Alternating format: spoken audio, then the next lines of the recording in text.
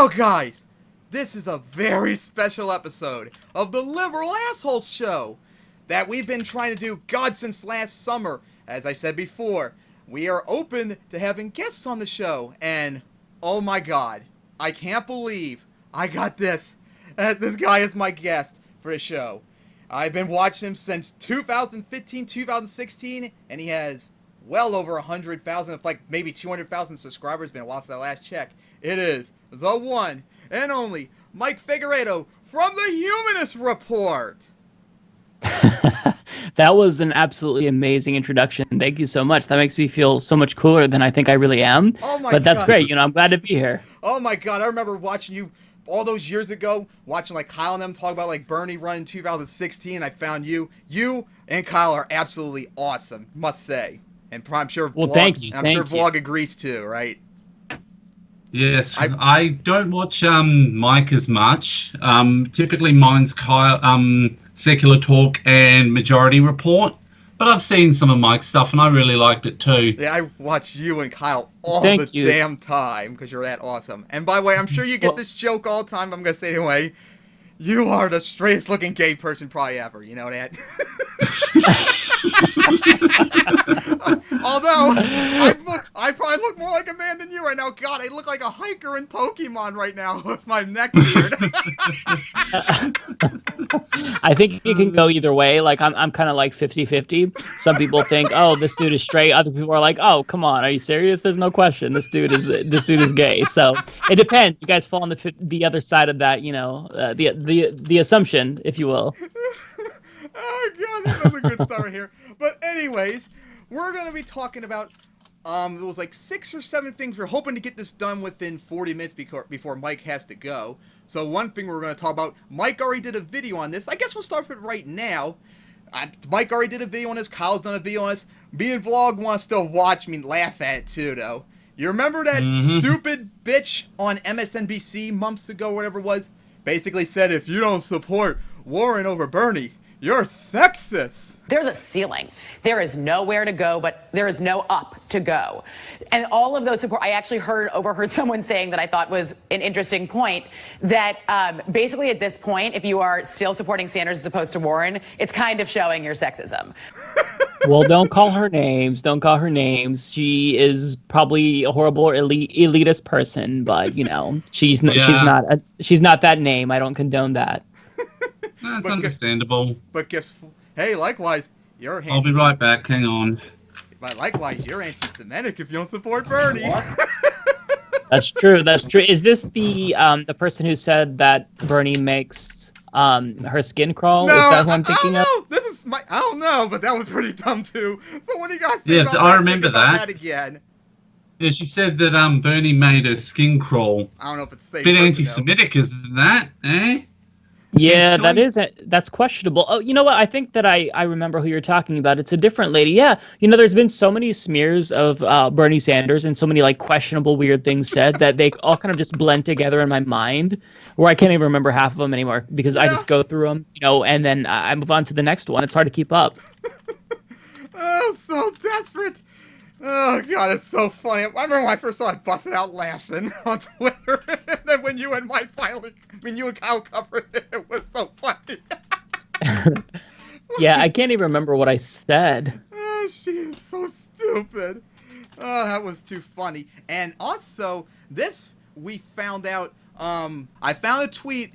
It was from CNBC interviewing Wall Street Democratic donors, and they said they would back Trump over even Elizabeth Warren nomination.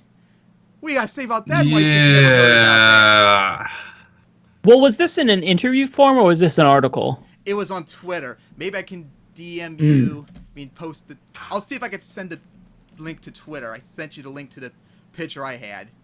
It was on CNBC. Maybe you can look up afterwards. Okay, if it's yeah. on CNBC, then it might actually be a video. From a It's more story likely to be a video than an article. For the story, a CNBC reporter interviewed big money Democratic donors and fundraisers in the business community and found that they say they'd either sit out donating or back Trump if Elizabeth Warren gets the party nomination. Or in other words, I am not not surprised. I've been saying this forever that if it's Bernie or Warren getting a nomination, they're going to support Trump over them, even that. And I was proven right. Yes. So, Mike, yeah, that's not surprising. I feel like even in the event it's a corporate Democrat like Joe Biden. I mean, if you're a Wall Street executive, Donald Trump has already given you everything that you could dream of. You know, he cut taxes for the rich. So, I wouldn't be surprised if they just backed him regardless. Yeah, exactly.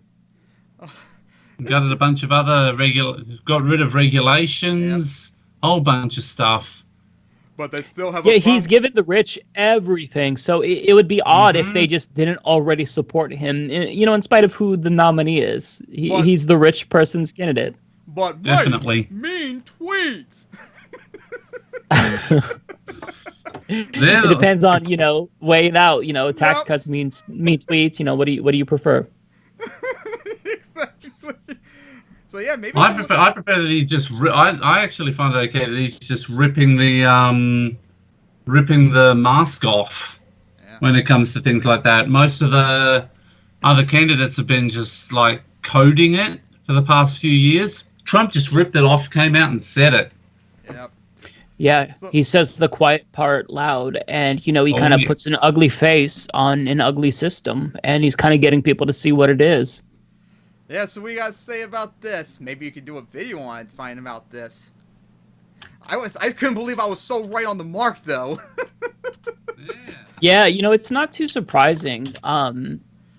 I could have seen this. I'm not sure. I've covered like a couple of different articles of like Wall Street people freaking out about the prospect of a Bernie and even an Elizabeth Warren nomination. So it's another one of those topics where it's like it's so redundant that I could have talked about it and just am forgetting because there's so much. Like this primary has been just so loaded with stuff, and it's really, really overwhelming. Yeah. It is absolutely ridiculous. Hey, where's my list? All right. So with that out of the way, hey, we went through really quickly. Maybe we can watch a video really quick of Kyle. Let's see if I can get it again. It was about Warren supporters too. Let me see if I can find it and make sure you can even hear this ought to be stupid because remember most of the authoritarian leftists they when they voted for Hillary over Bernie in 2016, now they've gone over to either Kamala Harris or Elizabeth Warren. So you want to go to the clip with Emma Vigeland? Oh yeah, let me go replay it for everyone too when I put this video up. So here was Kyle's video talking about Emma Vigeland from TYT talking to Warren supporters and why they support her over Bernie. And this is, oh God, this is pretty cringy. Senator Elizabeth Warren has filled out this Washington Square Park rally here in New York City. There's so many people here. Her popularity just keeps growing and growing. So I wanted to ask her supporters, why her? Why not Bernie Sanders? If it's really just on policy, those two are closest. So why support her over the further left, more democratic socialist version in Bernie? I think Bernie's message kind of resonated with everyone at first, and she can kind of carry the torch farther than he can with others, different demographics and supporters and things like that. So I think she has a more of electability factor than Bernie does this time around. I got into Elizabeth Warren a long time ago. If you remember in 2008, the housing crisis in California, we lost our home, including everybody on my row in Sacramento, California, along with rows and rows of homes. And I couldn't understand it. I was still in high school, so I didn't understand why we lost our home, but they just said, the recession, right? So as I got older, I got some researching, and I saw her and how she's been fighting and screaming at the top of her lungs about why we're going to a recession, how this can bankrupt American families, and at the end of the day, what we can do about it. So then she ran for Senate. And then she's been out there being the voice of what I really have been. No, she doesn't have the so no, I don't think she has electability. In my heart and soul, I understand the Bernie supporters. I get them, but Elizabeth is my heart and soul because I feel like she's really speaking to what I've been through. And I'm still a capitalist. I still believe in markets, but I believe in rules and regulations. Like everything she believes in, I really do believe in. I like Senator Warren because she has, her slogan is, I have a plan for everything, but also she talks about getting rid of the filibuster, which I think is very important, because nothing will be passed if you don't get rid of the filibuster, because we'll never have enough votes in the Senate to get anything passed. And I just think she's so smart, and she's awesome. I just love her. I like Bernie too. Bernie I think is a great too, ticket would be dude. Bernie, but that's too much to ask. Bernie, why are you here at this Elizabeth Warren rally? You know, I don't know. All right, should be campaigning. Get back to it. She's not my candidate yet, 100%. I like Pete Buttigieg, but I like her. I like that she has a plan. Why the hell are you going to it's between get rid her of and the Pete filibuster? Buttigieg. Oh yeah, but also maybe even Amy Klobuchar and Cory Booker. I'm not even close to picking one person yet. Like Cloud Boot Jar. But if I'm gonna go for somebody like on the left side of the Mike spectrum, still there? it's gonna be Elizabeth Warren as opposed to any of the others like Bernie or anybody like that. So why not Bernie? Oh it's time God, for a woman, cringe. is all. There, Mike? I mean, Bernie's Yes, I'm watching. over and done. Didn't do it the last time. Oh God, Booty. Elizabeth Pete. has more energy. Why? I think she's got more intelligence. So I think more people can relate to her. And I like that she's a woman. And, Oh, God. Here we and she's go. very The woman smart. clock. She's Oh very God, sharp. Cloud I Boot mean, Jar. I'm not sure any of them are quite as smart as she is. Bernie's a great guy, and he's fought really hard, but I just don't think that people are going to elect someone of that age, unfortunately. And it would be great to see a woman president. I think that this country elected Barack Obama, the first African American president. We can't elect the first woman. That was a good refresher. No, That's yes, where this country needs to go. Okay, so let's dissect those answers. Okay. There's actually So I'm finished that part. I guess Vlog's still behind me and Mike. Yeah, I just finished. So what do you guys say about all of that? Or do you want to keep listening to Kyle talk about what we talk about as he talks about it? Unbelievable. I don't know. So Mike, what do you guys say about all that stupidity? Well, I will say this. When you see these types of like rallies, that is way, way, way more sophisticated than like the usual like establishment rah-rah Democrat type rallies, and certainly leagues ahead of like any Trump rally that you'll see. Because I think like that's fair. Yeah, most of the people there, I feel like they cited reasons that are a little bit difficult to disagree with, like that one girl's reasoning about, Bernie not really wanting to get rid of the filibuster. I disagree. I think having a movement is more crucial to getting policies passed. But at the same time, I understand her reasoning. And like for the one guy who was talking, and the one guy, who was talking about, he just kind of followed her as she talked about the housing crisis and whatnot. Like, basically, if I can recall what I said about this when I covered this was that what we have to do is try to go. Yeah. I talked about this, I want to say like 2 months ago. But my argument was basically like, we should try to pick and choose our battles and not go after people who have already like made their mind up. Like go after the people who are gettable and not like try to convince Warren supporters who are already like 100% on board with her. And a lot of these people, like you can kind of tell that they have their reasoning and it's sound reasoning for the most part, right? Like you have that one person who's like, no, I like, Elizabeth Warren over Bernie because she's a woman. And you're not gonna win her over. Yeah, you're not gonna win her over. You're not gonna win those over. And we know that. Booty judge. Yeah, Mayor Pete Buttigieg, Amy Cloud Boot Jar, even over Bernie. That just makes no sense. The identity politics at the end. Yep. So you can't win over some people. So you've got to like really not like.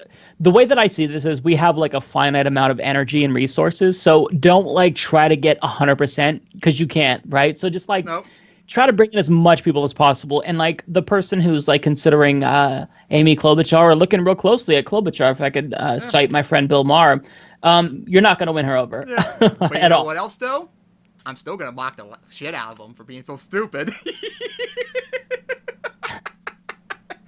I mean, that is pretty it's hard not to be cynical, so I can't I can't what's the word I'm looking for? I can't be mad at you for that, I guess. Yeah, well, what is the show is called the Liberal Asshole Show, correct? We are assholes here. We laugh at everyone. How does this differ from the Dirtbag Left? Is that like a different thing or just kind of like an offshoot? Because that's Chapo's their podcast coined that, right? If I'm thinking of that correctly, the Dirtbag Left thing. I have no idea. So it's kind of like part of that ish. Basically, we just like to watch videos and laugh at idiots and talk about policy. Yep. That's fun. Nothing wrong with that. And having great guests like you on, too, of course. Oh, yes. Thank you.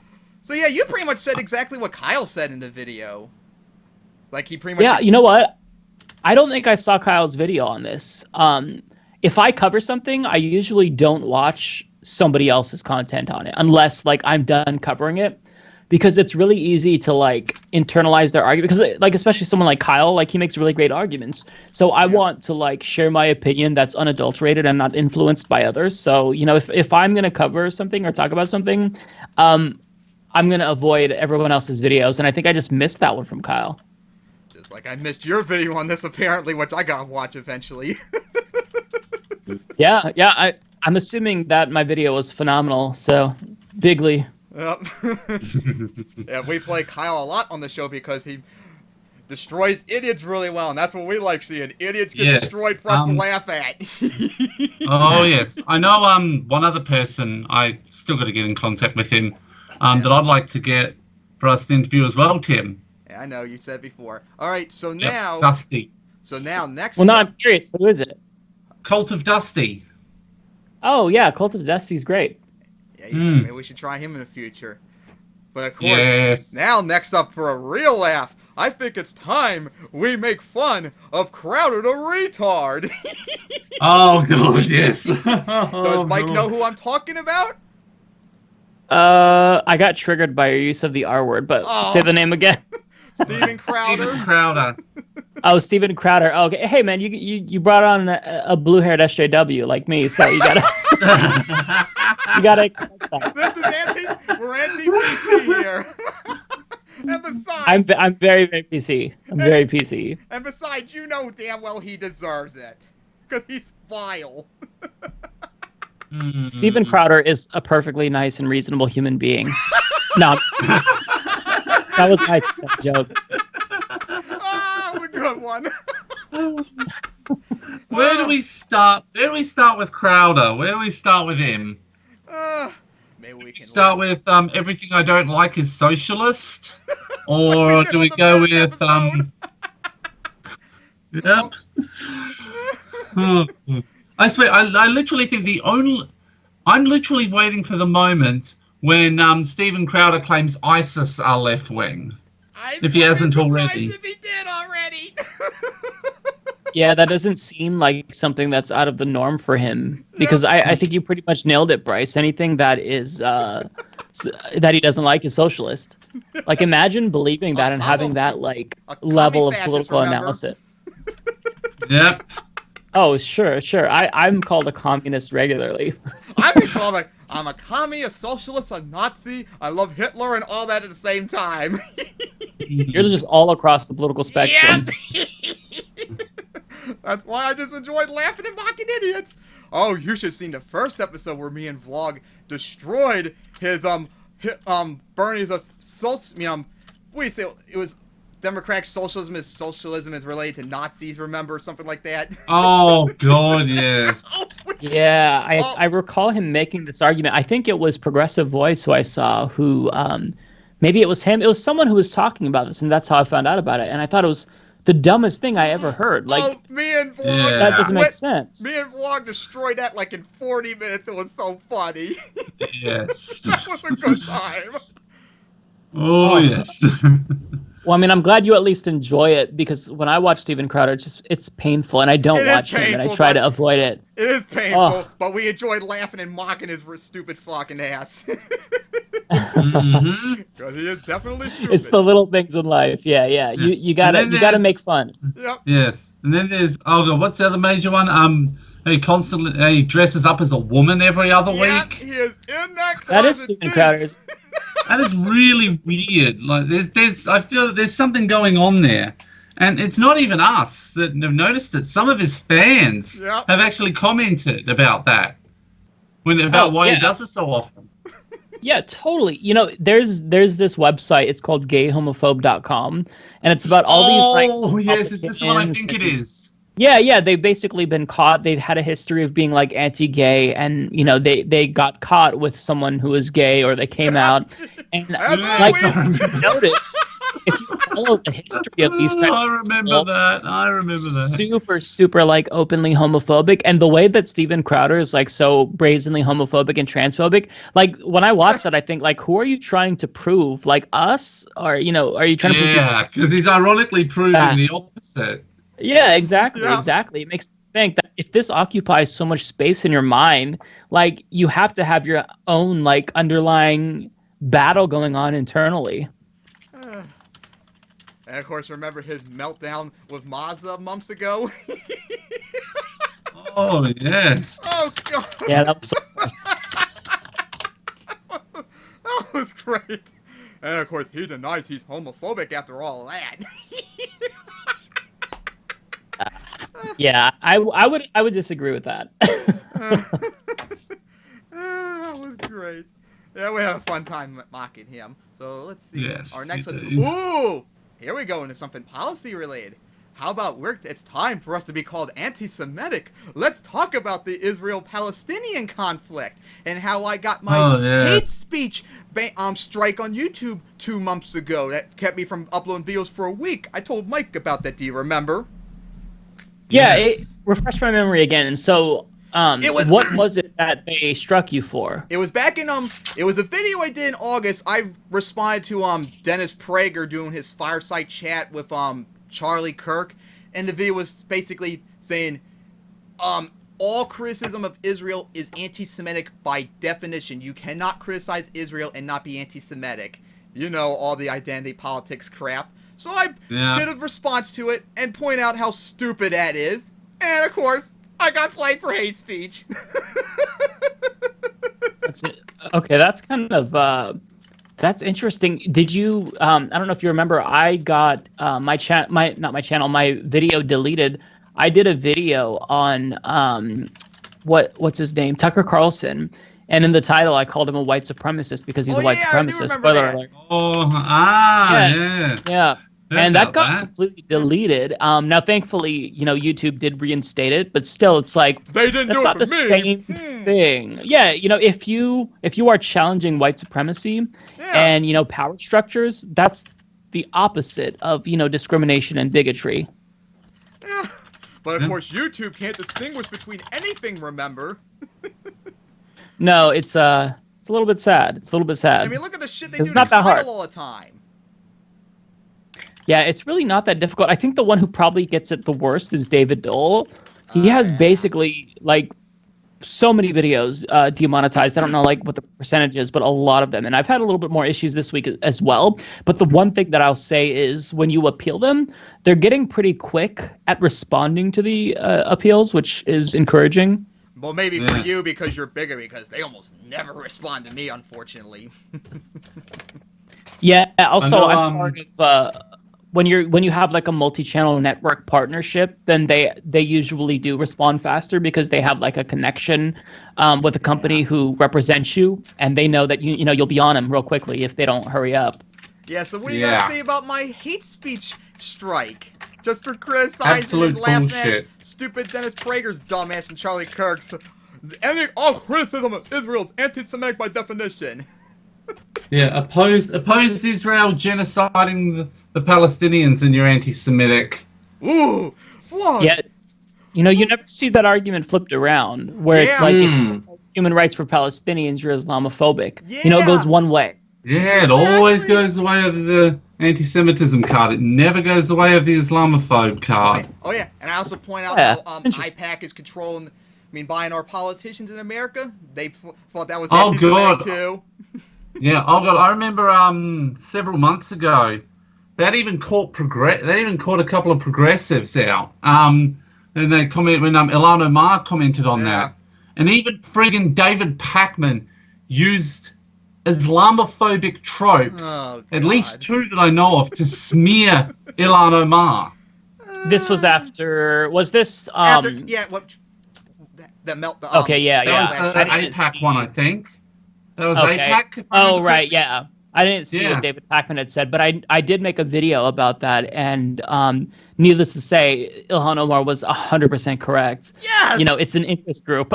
It's not emblematic of, the totality of Jewish people. This is an interest group, and any and all interest groups are absolutely problematic. And likewise, another thing they bring up is, oh yeah, well, you don't criticize Saudi Arabia's lobbyists. Bitch, I did in the video making fun of Dennis Prager.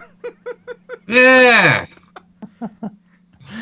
Yeah, they can't get. And also, when we criticize them, that doesn't mean we're anti-Islamophobic.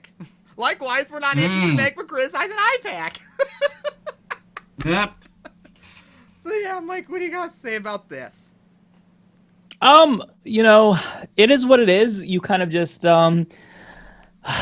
do what we can on YouTube. It's a big platform, and a lot of things work against us. When you're on the left, the thing is that, like, you don't have big money funding you. Like, you're not being bankrolled. So, like, when, for example, Steven Crowder is demonetized because he's making fun of Carlos Maza using homophobic slurs, he still has a revenue stream. He still has billionaire right-wing funders. Yep. But for the left, like, their one source of revenue is being cut off in most times, with the exception of their Patreon revenue. So it is certainly something that's more difficult.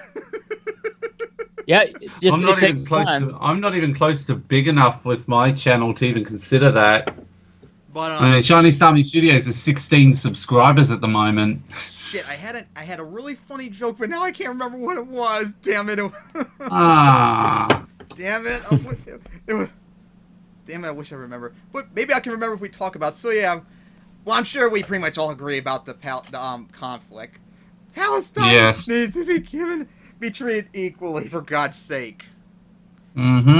Definitely. And yes, they are an apartheid state. That's not fucking debatable, for God's sake, either. Jesus Christ.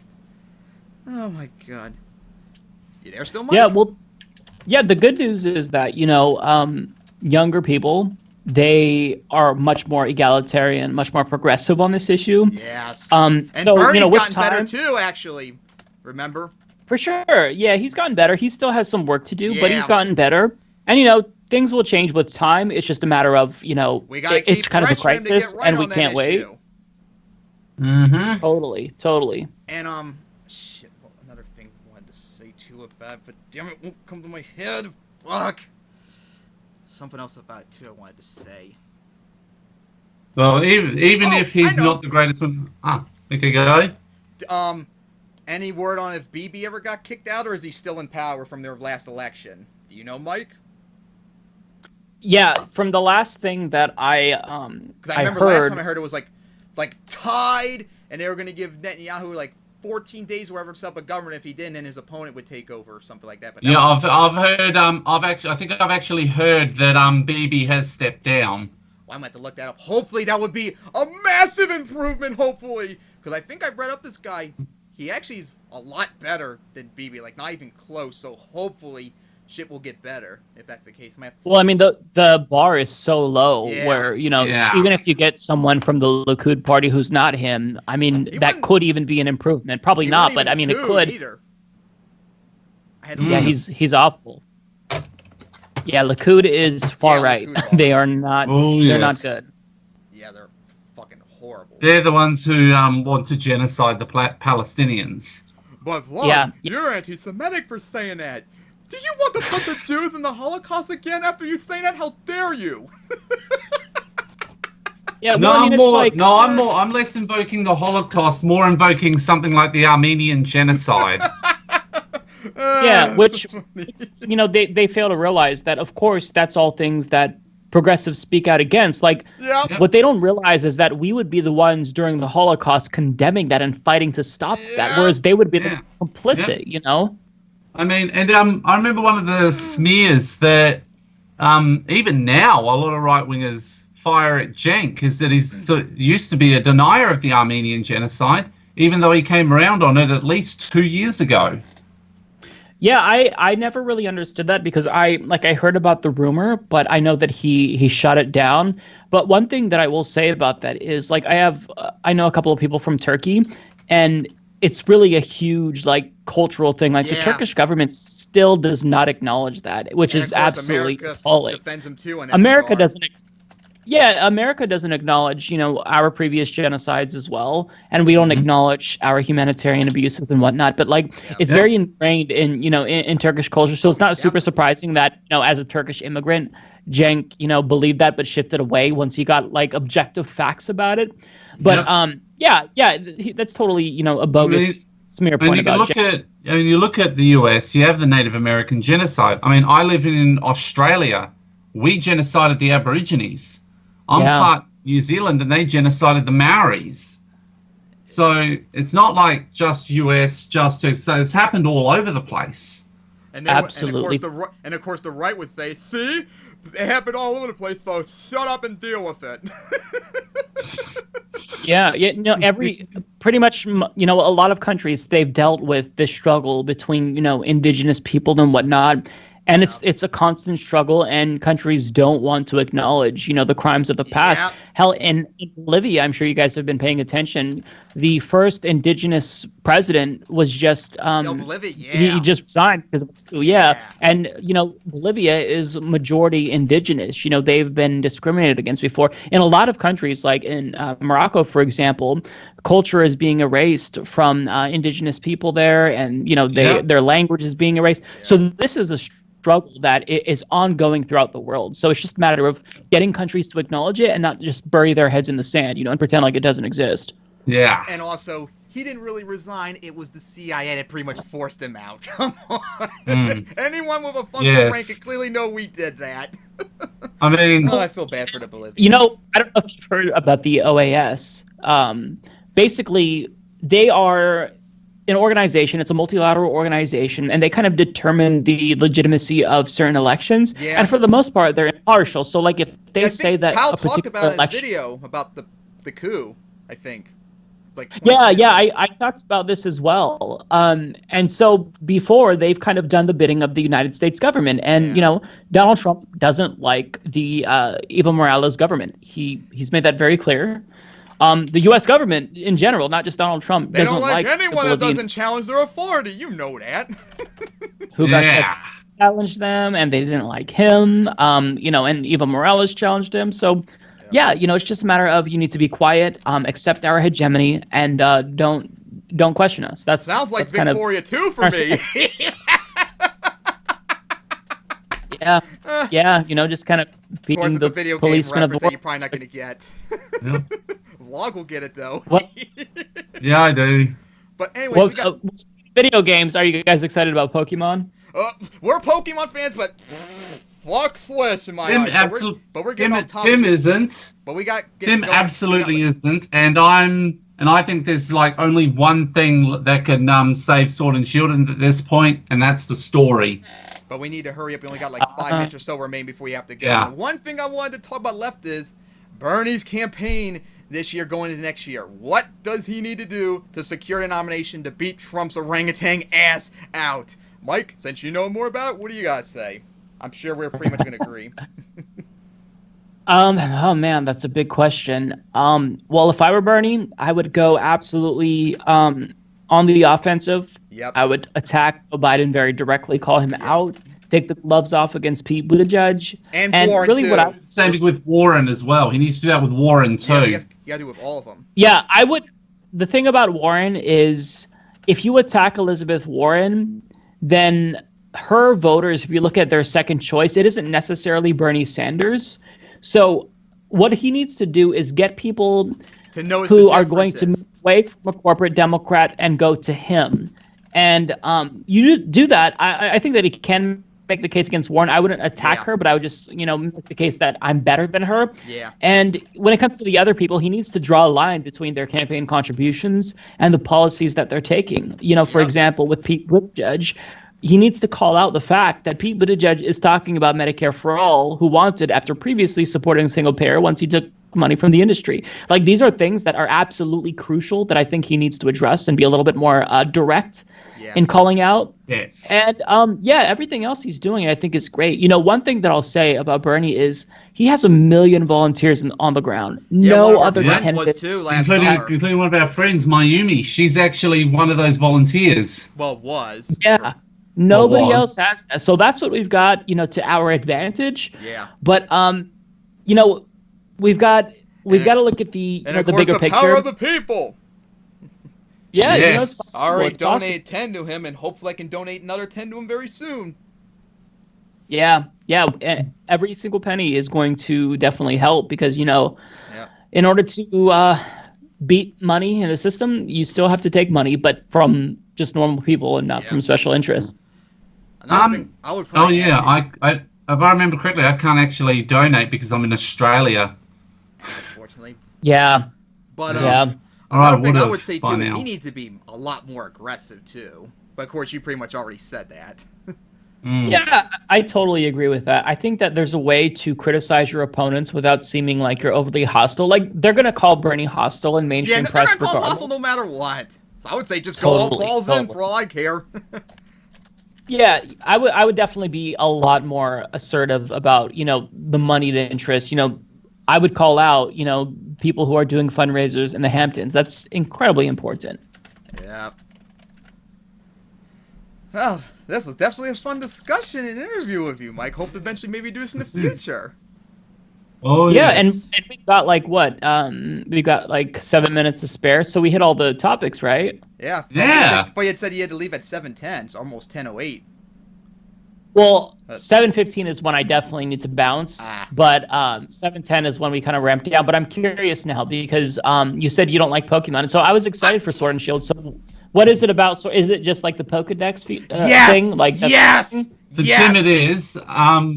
The timid is, for me, it's a bit more nuanced. There's more than just the decks. Like the choice for EXP share being removed was annoying. Wait, a number of EXP moves share were has cut been as well. removed? No, EXP share is on at all times now. Yeah. Oh, I Which see. removes the choice of having it on and off. Yes, there's no longer a choice to have it off if you want it off. That's a big problem I have. Oh, interesting. I mean, if they get the scaling right as you go through the game, that might not be such a problem, but we'll have to see. Also, there are a myriad of other issues going on as well. Like early on, some of those will be some of those you usually just see the last bit of stretch to clean up. So we'll have to see. Also, what was the other thing? There was a couple other things as well that I can't remember. But as I've said before, the main thing that I'm holding out for to see is about the big thing that can rescue it, the story. If the story's really good, that could rescue the game. And the only thing rescuing for me was them putting the Pokemon back in. Oh, and did you hear? We actually might have heard the possible reason why the Pokemon were cut from the game. Why is that? Vlog covered. Maybe he'll do a better job explaining it than me. Because I did a video on it earlier today. So let's track it down here. Pull this up a bit. Where are we? I did a video on it this morning too. If you ever want to check that out. Here we go. Yeah, I saw it. Here we go. Okay. So apparently,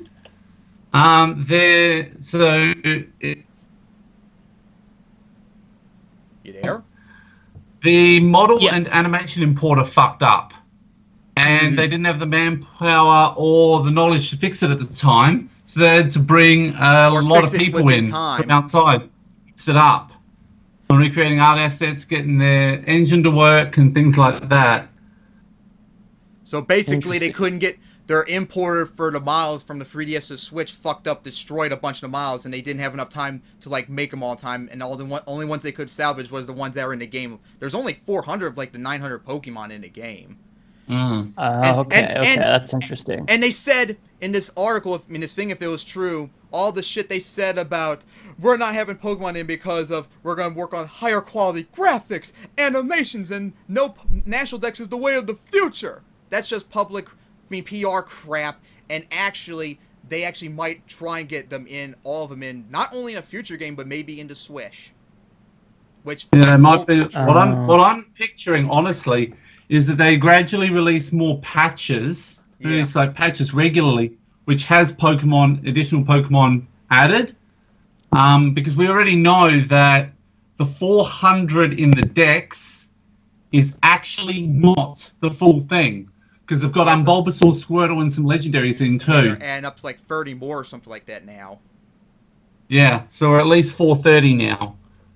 Okay. See, I'm just kind of more of a casual Pokemon fan, so none of these things like will really bother me too much.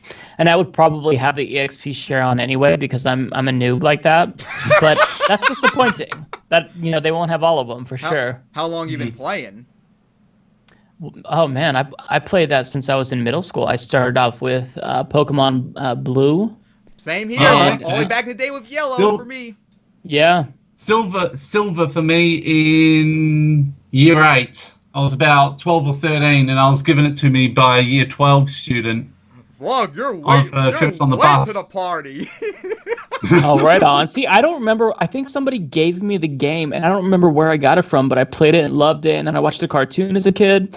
Yeah, and I've been a fan ever since. I kind of stopped playing them, but I played one of them on the 3DS. I can't remember which one it was. I played all the main series games up to Ultra Sun, Ultra Moon. After that, nope. Can't play LGP and I can't play Swish. Well, until all the problems are fixed for me. So hopefully, this thing they said is true. So not only can the future games have all the Pokemon in there, but Swish can be fixed so I can actually play it. But then, of course, regardless if I want to play or not, I'm a poor street bastard, so I don't have a Switch to get the games either. God, you need like $300 to get them. Oh yeah, so much.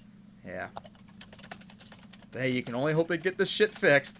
But yeah, it was definitely fun. Well, yeah, that's kind of disappointing for fans of the series for sure. That doesn't bother me because I'm not really hardcore. Oh, I bet. Yeah, because I mean, like everyone kind of has their favorite Pokemon, and I like just the basics like Pikachu and the starters like from the first game, like Bulbasaur, Charmander. Who is? Our friend Mayumi, her favorites are in the game, but she's not playing either. Oh, okay. I don't even know what ones are in the game and what ones aren't, but there is a list I'll check it out. There's an actual list. There's actually a list. Maybe there's a list out there. Oh, okay. Yeah, I don't even know like half of them. I probably know like 10 off the top of my head. So to me, it's like, I just want to play like a good Pokemon game. Hey, there's fan games for that. Yeah, that's true. The mod and like fan community they're pretty. Until Nintendo they know what they're doing. Takes them down like they did Uranium years ago. Oh yeah. Nintendo is ruthless. Maybe one day we could do a playthrough on Pokemon for YouTube. That would be really fun. Just like me and Vlogger doing a Heart Gold Soul Silver series where we're making fun of the Verlisify all the time, and maybe Mike knows them. Well, that will be cool. Well, hey, I got to bounce now. Yep, Thank you all. It was definitely fun talking to you. Yes, it was. And guys, I'll put Mike's link in the description so y'all can go check him out. He's an awesome progressive YouTuber. Check him out. And don't forget, anyone here that maybe comes from Mike's end to subscribe to both me and Vlog would greatly appreciate it. Any last words? Yes, we will. You have to go?